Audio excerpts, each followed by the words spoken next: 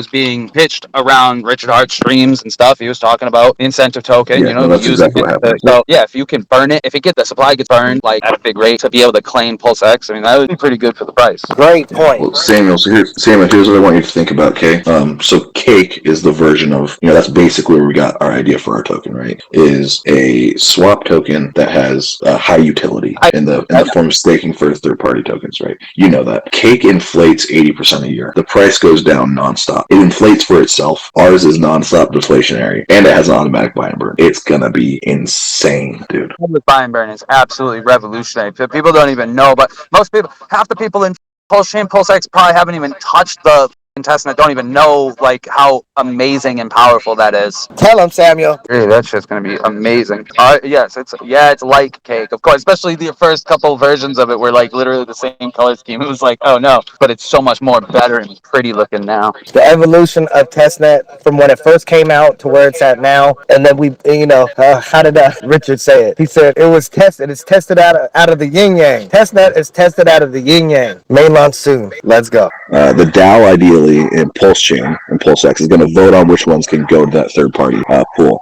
So when I say it doesn't matter what that token is because we don't know how those projects are going to do right now. Some of them are going to 10x, some of them are going to 100x, some of them are going to go down by 90%, right? We don't know which ones are going to do what yet. And we're not going to know when it first happens. So my suggestion to everyone is you stake for, if you have one that you like, put it on there. If you don't have one that you like, just stake in all of them, a little bit in all of them. Break up your bag, stake it in all of them. And what you should do, what I'm going to do, what my strategy video is going to go over, and what my strategy is, you take 60 to 80% of what you make in those third-party pools. You recompound that into PulseX. You take 10 or 20%, you go into stable. You take 10 or 20%, you keep it as that third-party token. Because like I said, some of them are going to 10x, some of them are going to 20x, some of them are going to do nothing, some of them are going to go way down. But some of them are going to 10x. So as long as you catch a couple of those, you can decide, hey, I like this project, I'm going to go use that protocol and compound in there now. Or you say, hey, this thing fucking 10x, I'm selling for stable, or I'm selling back into PLSX. And with your stable, I suggest that you hold that as stable for dips, right? So PLSX goes down by 50%, well, good thing you held 20% of your bag in stable that you can now re-up with. Because on a big dip, you will double your bag based on the amount of stable that you've held on to.